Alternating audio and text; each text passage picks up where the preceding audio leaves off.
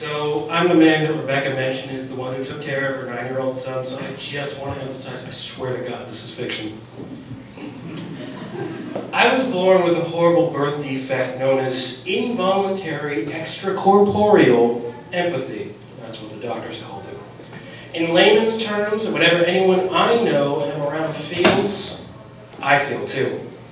If you're happy, I'm happy. If you're depressed, I'm the one crying over a pint of American Dream. If you do a line of coke, I'm the one yelling at the party that John Bonham is the best drummer ever. And if you're in pain, I'm in pain.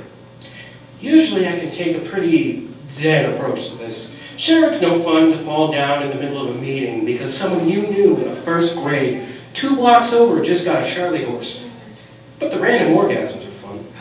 And I can convince myself I can use my disability to help people, or maybe get a better perspective in life. Illogical as it sounds, that's why I started dating Carol. I met her through some mutual friends at a bar. Friends is a strong word, I suppose. She was one of those people my friends had known for so long that, despite her terrible attitude, their friendship was maintained through sheer inertia. Carol, to put it bluntly, was an asshole. That's Carol with a K, by the way, which when I told her, when spelled with a K, Carol is a man's name. She called me a Pollock. She's mean, petty, vindictive. She's depressed and angry to a strength that it feels like 1,000 castratis are shrieking in my brain when she's around. I once saw her yell at an obese 8th grader boy, "Get a bra!" I still don't know why she said it. The boy burst into tears the moment she said it, and all Carol felt was a rush of guilt and self-hatred. Why would you do that? I mean, is that how all bullies feel?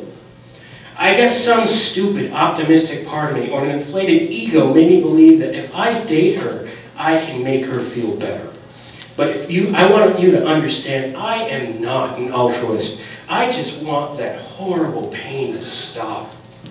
And maybe, just maybe, I can make that angry chihuahua stuck on her head stop gnawing on mine so I can get some rest and with some sort of semblance of supportiveness and compassion.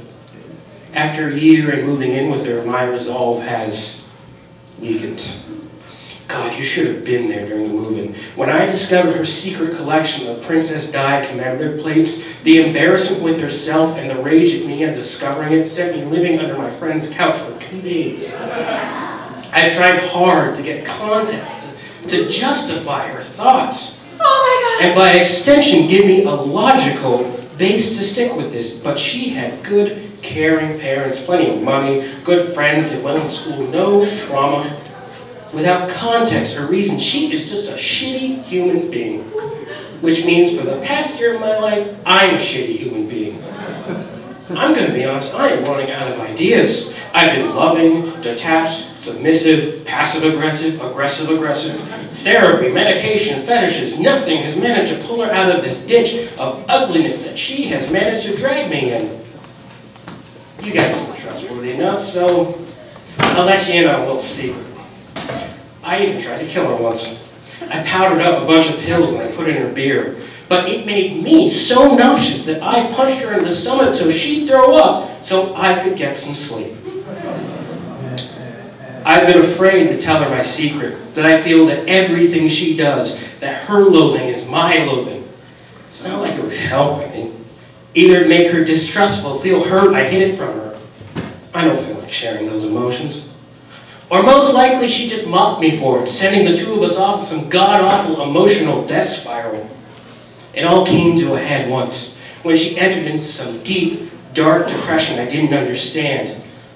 It was just a pit of self-loathing that manifested itself with lashing out at me. She accomplished something amazing, something I didn't think was possible. She made me feel meta-awful. To quote the Big Lebowski, this aggression will not stand, man. So after meditating on it, I realized the problem with my death by overdose was the length of time. You see, there's too much time for me to hurt, too much time for me to rethink this problem. I gotta think like it's removing a Band-Aid. Just one quick pull and the pain is over. Get it over with as quickly as possible. So I bought a Kalinga. It's a gut ripper knife. You just stick it under the ribs and push up. The curvature, sticking it right into the heart without the unpleasant grating sensation of steel rubbing against bone. I snuck into our shared bedroom. Even in sleep, waves of anger and depression pouring out of her. Just steady. One short, sharp pain for me, a quick death for her, and it'll all be over for us. Just quietly push that blade in and... What are you doing? Oh, fuck. What do you mean? What am I doing? Why are you holding a large knife at me? Oh, crap. I made us pie. This was actually true. I was supposed to be a victory pie, a murder pie, if you will. Murder, then pie. Felt like a good reward. Instead, I took her by the hand and led her into the kitchen, sat her down, cut her a slice with that kalinga that was supposed to be in her heart right now, and told her the truth, my condition, why I'm here with her, everything. A month later, we got married.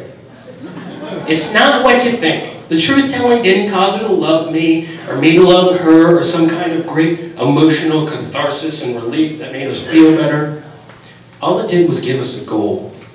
A new feeling entered our relationship, a new wondrous feeling. Spite. A die-hard determination to completely devastate and wreck the other person emotionally until death do us part. I've heard of marriages being based on worse things. Thank you.